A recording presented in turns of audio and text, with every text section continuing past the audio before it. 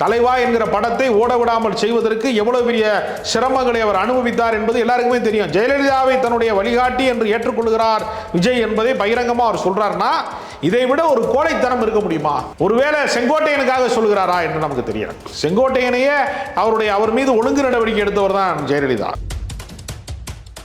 ஜெயலலிதா மேல நீதிமன்றம் ஒழுங்கு நடவடிக்கை எடுத்திருக்கு வருமானத்துக்கு அதிகமாக சொத்து சேர்த்த வழக்குல. எனவே இவர்களையெல்லாம் எப்படி இவர்கள் பொது வாழ்க்கையின் அடையாளமாக, பொது வாழ்க்கையினுடைய மாண்பாக எப்படி அடையாளம் காட்டுறாங்க? கூச்சராட்சமே இல்லையான்னு நான் கேட்கிறேன். சனாதனம் ஒரு டெங்கு கொசு மாதிரி அதை அடிச்சு வீழ்த்தணும், கொல்லப்படணும்னு அவர் சொன்னார். டெங்கு கொசு மாதிரி அடிக்கணும்னாரு. சனாதனத்துக்கு எதிராக ஒரு மாநாட்டை விஜய்னால நடத்த முடியுமா? ஒரு அறிக்கையை வெளியிட முடியுமா? ஒரு எக்ஸ்தல அறிக்கையை அவரால் வெளியிட முடியுமா? நாட்டினுடைய முதலமைச்சர் நாற்காலியை கைப்பற்ற வேண்டும் என்று நினைக்கக்கூடிய ஒரு கட்சிக்காரனுக்கு வாடகைக்கு தரப்பட்ட பிளாஸ்டிக் சேரையே காப்பாற்ற மாட்டான்னா இந்த நாட்டை எப்படி காப்பாற்றுவான்? திரையரங்கத்தில் போனா நீ நாற்காலியை உடைக்கிற, ஸ்கிரீனை கிழிக்கிற, எங்கு போனாலும் நீ ஏதாவது பாலாபிஷேகம் பண்ணுவ, இல்லாட்டினா மேலே ஏறி கீழே ஏறி குதிப்ப. நீ தற்கொலை செய்து கொண்டால் உனக்கான ஊக்கத்தொகையை தருவதற்கு விஜய் தயாராக இருக்கிறாரு. தனியார் பேருந்திலே வரவழைத்து சொகுசு விடுதியிலே சந்திக்கக்கூடிய வழக்கத்தை இதுவரைக்கும் தமிழ்நாட்டிலே எந்த பண்பாட்டு அரசியல் நடத்தியவர்கள் யாரும் செய்ய துணியாததை விஜய் செய்திருக்கிறார். கோவாவிலே கும்மாளம் போடுவதற்கெல்லாம் உனக்கு நேரம் இருக்கிறது. ஆனா இளவு விழுந்தா உன் கட்சி உன்னை பார்க்க வந்ததுனால ஒருத்தன் வீட்டில் இளவு விழுந்தா பார்க்கறதுக்கு உனக்கு நேரம் இல்லை என்று சொல்லக்கூடிய அளவுக்கு நீ ஒரு மேனாமினிக்கு அரசியலை நடத்தி கொண்டிருக்கிறாய். கள அரசியலிலே விஜய் கிடையாது. விஜய் ஒரு போலியான மாயமான்.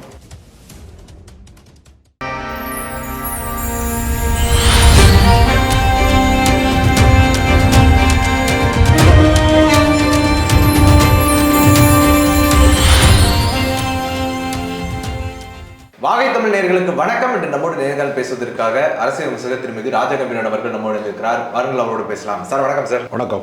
தமிழக வெற்றி கழகத்தினுடைய ஈரோடு கூட்டம் நடந்து முடிஞ்சிருக்கு. மக்கள் சந்திப்பு கூட்டம், பெருந்திரளான ஒரு கூட்டம் வந்திருக்குது.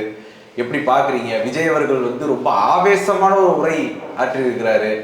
அதுவும் இல்லாம தீய சக்தி திமுக தான் அப்படின்னு ரொம்ப ஆக்ரோஷமா பேசியிருக்காரு. எப்படி பாக்குறீங்க? ஈரோட்டிலே எப்படி மஞ்சள் விளைகிறது, அது எப்படி வியாபாரம் செய்கிறார்கள் என்பது குறித்து ஒரு பொது அறிவு வினாடி வினா மாதிரி ஒரு போட்டி நடத்தணும்னா அதற்கு விஜய் பங்கு பெற்றால் அதற்கு முதல் பரிசாக அவர் கொடுத்துருக்கலாம். ஒரு ஊருக்கு போகிறது போதெல்லாம் அந்த ஊரினுடைய சிறப்புகளை எல்லா பேச்சாளர்களுமே அப்படி பேசுவாங்க.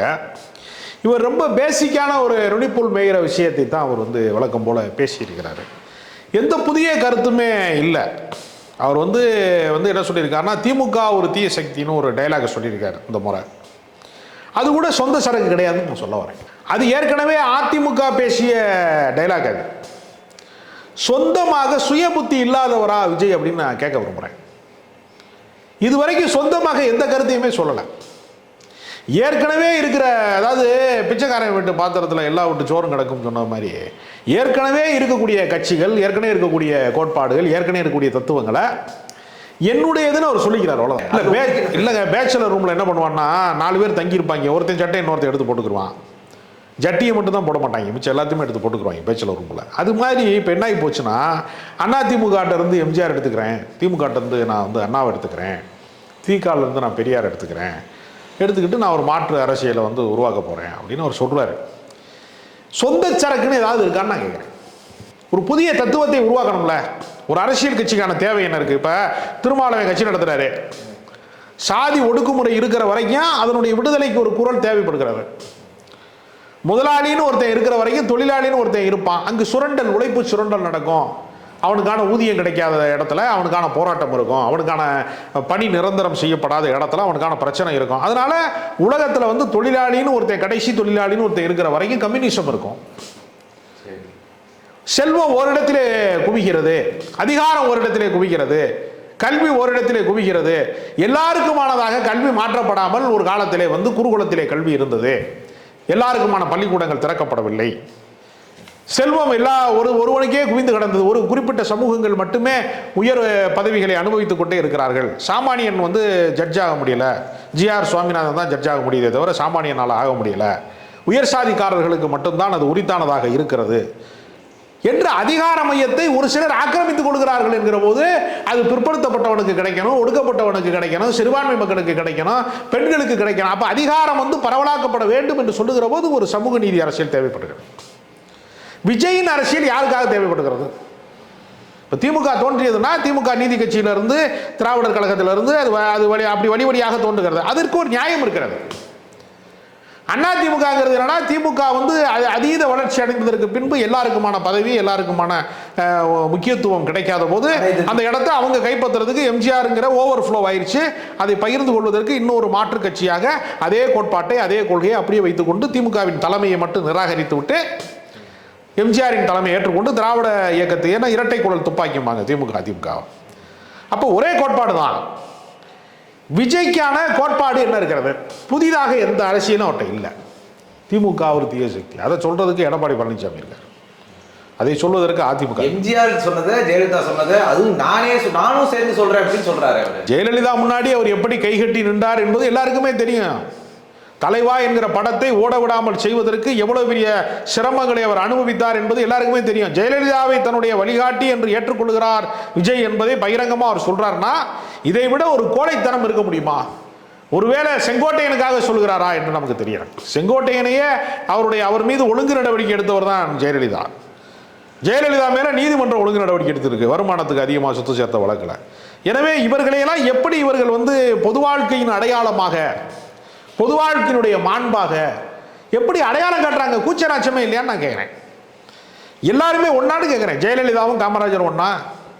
எப்படி நீங்கள் ஜெயலலிதாவை வந்து உங்களுக்கு வழிகாட்டியா நீங்கள் கொள்ள முடியும்? அப்போ வருமானத்துக்கு அதிகமாக சொத்து சேர்த்து பார்ப்பன அக்கரகார சிறைக்கு போவதற்கு அதற்காக தான் கட்சி ஆரம்பிச்சிருக்கிறாரு.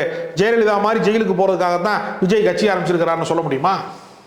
இது எப்படி ஏற்றுக்கொள்ள முடியும்? சரி, இப்போ நான் இன்னொரு கேள்வி கேட்குறேன் சார். இப்போ அவங்க சொல்ற ஒரே விஷயம், இடஒதுக்கீடு வழங்குறதுக்காக எழுந்த ஒரு கட்சி இப்போ வந்துட்டு அது திமுக வந்து இப்போ ஒரு குடும்பத்துக்கான கட்சியா அப்படி சுருங்கி இருக்கு அப்படின்னு சொல்றாரு.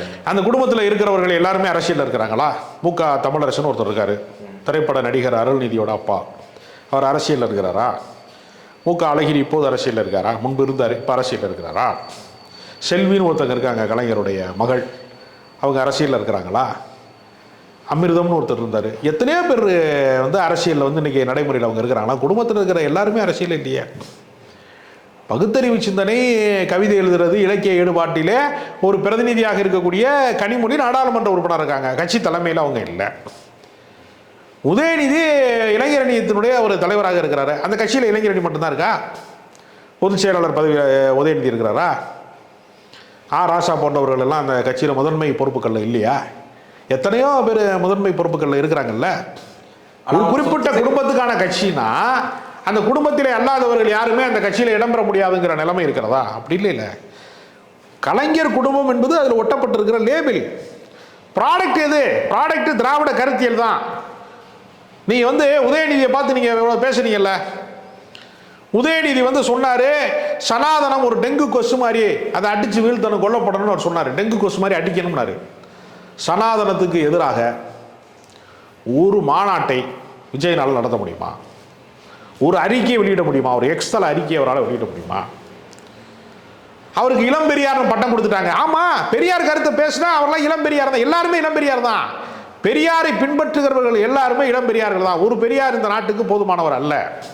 ஆயிரக்கணக்கான, லட்சக்கணக்கான, கோடிக்கணக்கான பெரியார்கள் தோன்றிக்கொண்டே இருக்க வேண்டும். அப்போ தான் பாஜக போன்ற மதவாத சக்திகள், சாதியவாத சக்திகள், சாதியை வந்து ஆதிக்கத்தை வந்து நிலைநிறுத்த விரும்பக்கூடிய தீய சக்திகளை இந்த மண்ணிலே இருந்து விரட்டி அடிப்பதற்கு ஆயிரக்கணக்கான பெரியார்கள் தேவைப்படுகிறார். அதில் ஒருவராக உதயநிதி இருக்கிறது. உனக்கு என்ன பிரச்சனை? டிவிக்கு ஏற்றுக்கலையே. டிவிக்கே மக்களே ஏற்றுக்கலையேங்க.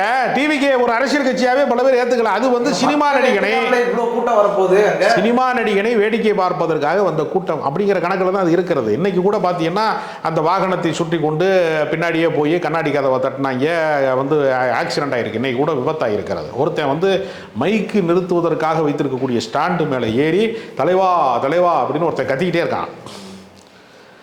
அந்த நிலைமை இன்றைக்கு வந்து இன்னும் அவர்கள் திருந்தவில்லை என்பதற்கு நீ விஜய் பாருங்க, அவர் சொன்னாரு கீழே இறங்குங்க கீழே இறங்குங்க, அவரே வந்து வலியுறுத்தி எப்ப இறங்கு. ஆமாங்க, உயரத்தில் ஏறிய குரங்கு உடனே கீழே இறங்கு என்று சொல்வதற்கு 42 உயிர்கள் பறிபோக வேண்டுமா என்கிறதா என்னுடைய கேள்வி. இவ்வளவு உயிர்கள் சேதாரமானதற்கு பின்புதான் ஒரு சாதாரண ஒழுங்கு நடவடிக்கையே இந்த கட்சி வரும் என்று சொன்னால் உன்னிடத்தில் இருக்கிறவர்கள் தொண்டர்களா அப்படிங்கிற கேள்வி இருக்கிற. எந்த ஒழுங்கும் இல்லாதவர்களை நீ எப்படி வந்து கட்சியினுடைய ரசிய வெறியூட்டப்பட்டவர்களை தொண்டர்களாக இன்னும் மாற்றவே இல்லை. சரி, இன்றைக்கு பேசினார்ல ஈரோட்டில் மக்கள் சந்திப்புங்கிற பேரில், வெட்ட வெளியில் ஒருத்தனுக்கு கூட நாற்காலி கொடுக்கல. சுயமரியாதையை பற்றி இவர்களெல்லாம் பேசலாமா? ஒருவனுக்கு கூட நாற்காலி இல்லை. நாற்காலி வச்சாதான் உடச்சி அவ்வளவு தூரம் உடச்சி நொறுக்கி போட்டு அந்த நாட்டினுடைய முதலமைச்சர் நாற்காலியை கைப்பற்ற வேண்டும் என்று நினைக்கக்கூடிய ஒரு கட்சிக்காரனுக்கு வாடகைக்கு தரப்பட்ட பிளாஸ்டிக் சேரையே காப்பாற்ற மாட்டான்னா இந்த நாட்டை எப்படியுமே காப்பாற்றுவான்? திரையரங்கத்தில் போனால் நீ நாற்காலியை உடைக்கிற, ஸ்க்ரீனை கிழிக்கிற, எங்கு போனாலும் நீ ஏதாவது பாலாபிஷேகம் பண்ணுவ, இல்லாட்டினா மேலே ஏறி கீழே ஏறி குதிப்ப. நீ தற்கொலை செய்து கொண்டால் உனக்கான ஊக்கத்தொகையை தருவதற்கு விஜய் தயாராக இருக்கிறாரு. ஏறத்தாழ நெரிசல் மரணத்திலே குழந்தைகளை கூட கொன்றால் கூட கூச்ச நாச்சம் இல்லாமல் அவர்களெல்லாம் அந்த குடும்பத்தோடு புறப்பட்டுவாங்க, தனி பஸ் அனுப்புகிறேன் என்று சொல்லி தனியார் பேருந்திலே வரவழைத்து சொகுசு விடுதியிலே சந்திக்கக்கூடிய வழக்கத்தை இதுவரைக்கும் தமிழ்நாட்டிலே எந்த பண்பாட்டு அரசியல் நடத்தியவர்கள் யாரும் செய்ய துணியாததை விஜய் செய்திருக்கிறார். துக்கம் கேட்கிறவனை துக்கம் விழுந்தவன் வீட்டுக்கு போகாமல் என் வீட்டுக்கு வா அல்லது என்னுடைய நான் தங்கியிருக்கிற ஹோட்டல் அறைக்கு வா என்று சொல்லக்கூடிய கலாச்சாரத்தை விஜய் தான் அறிமுகப்படுத்தியிருக்காரு. இந்த பண்பாட்டை வைத்துக்கொண்டு எப்படி மக்களை காப்பாற்றுவியா? சர்க்கார் படத்தில் இலவசங்களை பூரா தீய வச்சிருக்கிற காட்சியை படமாக்கிட்டு இலவசங்கள்லாம் நலத்திட்டங்கள் தான், அதை தப்பா பேசக்கூடாதுங்கிற. ஆமா, தப்பா பேசுறது திமுக பேசுறாங்கல்ல. யாரு பேசினா? பொன்முடி மோகன் பேசுறாரு. ஓசில பஸ் ஏங்க, அதாவது கட்சியின் தலைமை அப்படி சொல்லவில்லை. தனிநபர்கள் சில பேர் கூட குறைய பேசுகிற விமர்சனங்கள் என்பது தனி மனிதனுடைய கருத்து. அது கட்சியின் கோட்பாடா? கட்சியினுடைய கொள்கை அது கிடையாது. நீ உன் கட்சியில் கூட தான் ஓசி பஸ் எங்களுக்கு வேணாம், ஓசி பஸ் எங்களுக்கு வேணான்னு கோஷம் போடக்கூடிய மகளிர் அணியினுடைய காணொலி காட்சிகள் பூரா சமூக வலைதளங்களில் சோசியல் மீடியா பூரா சுற்றிக்கிட்டே வருது. உன்னுடைய கட்சியில் இருக்கக்கூடிய IAS ஆபீசர் என்று சொல்லக்கூடிய அருண்ராஜ் இலவசங்களுக்கு எதிராக கட்டுரை எழுதியிருக்கார் தன்னுடைய சமூக வலைதளங்களில். அவரை அருகிலே வைத்துக்கொண்டு நீ இன்னைக்கு தான் நலத்திட்டங்களை பற்றி பேசுகிற. அதனால நான் என்ன சொல்றேன்னா, பாஜக விஷயத்திலே எதிர்ப்பதற்கு துணிச்சல் இல்லாத விஜய், கொள்கை எதிரி பாஜக இன்னைக்கு கூட சொல்றாரு அவரு. அதாங்க, மேம்போக்காக எதை வேண்டுமானாலும் சொல்லலாம். 100 நாள் வேலை திட்டத்தை இல்லாமல் செய்வதற்கான ஏற்பாட்டை இன்றைக்கு காந்தியடிகளினுடைய பேரிலே இருந்த மகாத்மா காந்தி ஊரக வளர்ச்சி திட்டம் என்கிற பேரிலே இருந்த 100 நாள் வேலை திட்டத்தை இல்லாமல் செய்து விட்டார்கள். அதற்கான நிதி ஆதாரத்தை குறைத்து விட்டார்கள். மத்திய அரசாங்கம் தான் அதுக்கான நிதியை கொடுத்தது. இன்றைக்கு மத்திய அரசாங்கம் அதற்கான நிதியை நாங்கள் தர முடியாது, அது மாநில அரசு ஏற்றுக்கொள்ள வேண்டும் என்று சொல்லி அந்த நாட்களை குறைத்து விட்டார்கள். நிலக்கிழார்கள், பண்ணையார்கள், ஜமீன்தார்கள், விவசாயம் பார்க்கக்கூடியவங்க, சொந்த நிலம் வைத்துக்கூடியவர்களுக்கு கூலி வேலைக்கு ஆள் கிடைக்க மாட்டேங்கிறாங்க. அதனால அவர்கள் தோதுக்காக மாற்ற போறோம் நாங்கள் அதை என்று அரசாங்கம் சொல்லுது. ஒரு சாமானிய மக்கள் கூலி வேலைக்கு போகக்கூடிய மக்கள் அன்றாடம் பணம் பெறக்கூடிய அந்த வாய்ப்பை தட்டி பறிக்கக்கூடிய இந்த செயலை கண்டிக்கக்கூடிய இடத்துல தாவேகா இருக்கிறதா? இல்லையே. அப்ப நீ பாஜகவை எதிர்க்கிறாய் என்று எப்படி நம்ப முடியும்? திருப்பரங்குன்றம் பற்றி எரிகிற போது அந்த சொந்த மண்ணினுடைய மக்கள் சமாதானத்தை விரும்புகிறார்கள், நல்லிணக்கத்தை விரும்புகிறார்கள், இந்து முஸ்லிம் ஒற்றுமையை விரும்புகிறார்கள் என்கிற சூழ்நிலை அங்கு நீடித்திருக்கிற போது கலவரம் செய்ய வந்த கும்பலை கண்டிப்பதற்கு துணிச்சல் இல்லாத ஒரு எக்ஸ்ல பதிவு கூட போட திராணி இல்லாத விஜய் இந்த நாட்டை ஆள வேண்டுமா? நான் கேட்கிறேன். அதுக்குதான் IAS அருண்ராஜ் அவர்களுக்கு ஒரு பதிவு பண்ணாரு. என்னன்னா, திமுகவும் பாஜகவும் சேர்ந்து நடக்கிற நாடகத்துல நாங்க கலந்துக்க விரும்பல அப்படின்னு சொல்றாரு. அதுங்க, பாதிக்கப்பட்டவன் பக்கத்திலே நிற்க வேண்டும், பாதிப்பை ஏற்படுத்தியவன் பக்கத்தில் நிற்கக்கூடாது. அதுதான் அரசியல். நீ அந்த சமூக நல்லிணக்கத்துக்கு ஊரை விளைவிக்கக்கூடிய இடத்துல மக்களின் பக்கம் தாவேகா நிற்க வேண்டுமா வேண்டாமா? நீ திமுக பக்கம் நிற்க வேணாம், திமுக சொல்வதை நீ கேட்க வேணாம். சமூக நல்லிணக்கம் எங்களுக்கு வேண்டும், நாங்கள் இதை ஏற்றுக்கொள்ள மாட்டோம், மத கலவரத்திலே திருப்பரங்குன்றத்தை அயோத்தியாக மாற்றுவதை வன்மையாக கண்டிக்கிறோம், அதை ஏற்க மாட்டோம் என்று சொல்வதற்கான துணிச்சல் ஒருத்தனு கூட இல்லையே. நீ என்ன கட்சி நடத்துற? உனக்கு எது கட்சி? நீ இன்னும் ரசிகர் மன்றத்தை நடத்தி கொண்டிருக்கிறாய். பாஜகவினுடைய கைக்கூலியாகத்தான் விஜய் செயல்பட்டு கொண்டிருக்கிறார் என்பதற்கு ஆதாரம் தான் திருப்பரங்குன்றத்திலே விஜயின் முகத்திலே கிழிக்கப்பட்டு விட்டது. சரி, இப்போ விஜய் இவ்வளவு தூரம் விஷயங்கள் பேசியிருக்கிறாரு. இப்போ திமுகவை விரட்டுவதுதான் இவங்களுடைய குறிக்கோளா இருக்குதுங்கிறப்போ அது நடக்கிறதுக்கான வாய்ப்பு இருக்குன்னு நினைக்கிறீங்க? திமுகவை ஒழித்து கட்ட வேண்டும் என்று யாரெல்லாம் ஆசைப்படுகிறார்கள்? இந்திய அளவில் பாஜக, அமித்ஷா ஆசைப்படுகிறார். அமித்ஷாவின் கனவை நிறைவேற்றுவதற்கு விஜய் ஆசைப்படுகிறார். திமுகவை ஒழித்து கட்ட வேண்டும் என்பதற்காக தொடங்கப்பட்ட அதிமுக இன்றைக்கு அதிமுக ஒழித்து கட்டப்பட வேண்டிய சூழ்நிலைக்கு வந்துவிட்டது.